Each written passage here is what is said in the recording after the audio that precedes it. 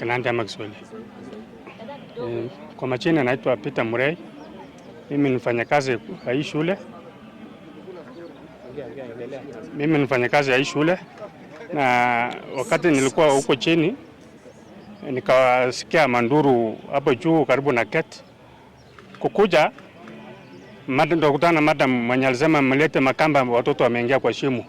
Nikaingia kwa nyumba ya kondoo na kutoa kamba na kupatia, tukafuata na yeye haraka kufika kwa hiyo area. Watoto walikuwa wameingia kwa hii shimo ya safety tank. Hao watoto walikuja kuangalia barabara kwa sababu barabara ilikuwa active, na walikuwa tunangojea His Excellency President aende Kapsatkalis. Fila alikuwa anakuja Kapsatkalis. Sasa watoto walikuwa wanatarajia kuenda huko.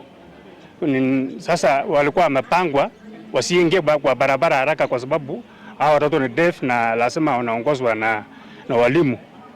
Na wakasimama pale moja, na hiyo shimo ilikuwa imeloa maji, na ni kitambo tangu hii shule ianzishwe na ikasing. Na watoto wengine walirarasa juu, mimi ndio tukasaidia kutoa. Wengine walikuwa wamefinywa na mawe. Na vijana, shukuru vijana walikuja hapa, walijitoa kabisa na wakaingia ndani ya shimo na wakatoa.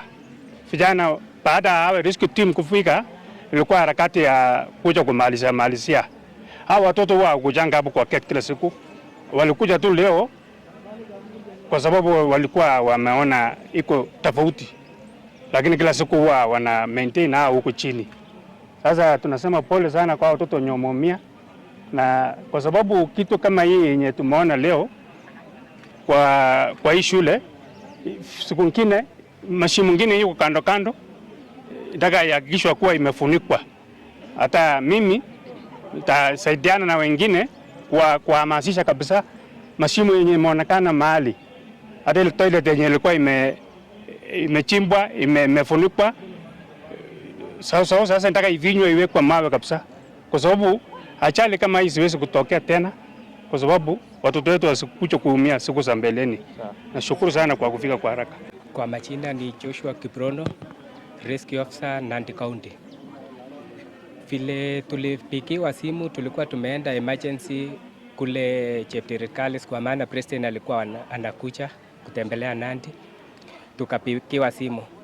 Harakati ya kutoka ilikuwa kuna jam kwa njia, tukajaribu liwezalo tukafika.